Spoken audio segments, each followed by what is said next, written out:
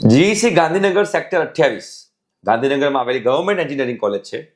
એમાં તમારે બેટા જો જેડબલઈ મેન્સ થ્રુ એડમિશન લેવું હોય તો 5% સીટ્સ અવેલેબલ છે. તો એમાં તમારે ઓલ ઇન્ડિયા રેન્ક કેટલો હોવો જોઈએ જેની હું આજે વાત કરીશ. તમારે બેટા આખું ફ્રી ઓફ કોસ્ટ એન્જિનિયરિંગનું કાઉન્સેલિંગ કરાવવું હોય અમારી સાથે તો સ્ક્રીન પર એક નંબર આવે છે, એ નંબર પર તમારે વોટ્સએપ મેસેજ કરશો એટલે અમારી ટીમ તમને લોકોને વોટ્સએપ ગ્રુપમાં એડ કરશે. બરોબર. હવે જીઈસી ગાંધીનગરમાં બાયોમેડિકલ બ્રાન્ચ છે, એમાં તમારે જો એડમિશન લેવું હોય તો તમારે ઓલ ઇન્ડિયા રેન્ક 11 lakhsની આજુબાજુ હોવો જોઈએ. સિવિલમાં 1,33,000 ની આજુબાજુ. કોમ્પ્યુટરમાં તમારો રેન્ક 40,000 હોય તો તમને જીઈસી ગાંધીનગર કોમ્પ્યુટર મળી શકે છે. ઇલેક્ટ્રિકલમાં 1,29,000 ની આજુબાજુ.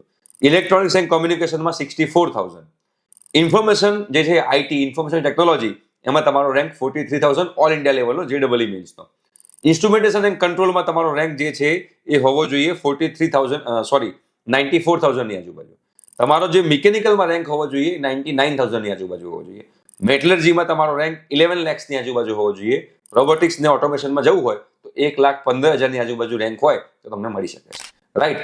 અગેન આમાં તમારે જેડબલઈ મેન્સ થ્રુ લેવું હોય કે ગુજકેટ પ્લસ બોર્ડ થ્રુ લેવું હોય તમારે ફોર્મ ભરવું પડે એસીપીસી નું.